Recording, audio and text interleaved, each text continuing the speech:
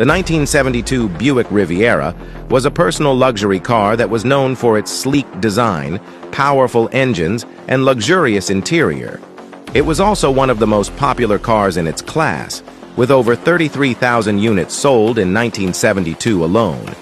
The Riviera was powered by a variety of engines, including a 455 cubic inch V8 that produced 365 horsepower.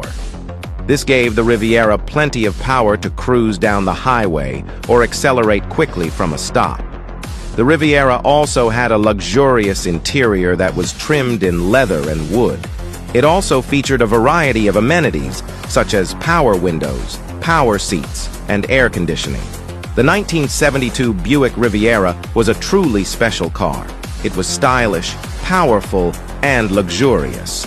It was also one of the most popular cars in its class, the 1972 Buick Riviera, a true American classic.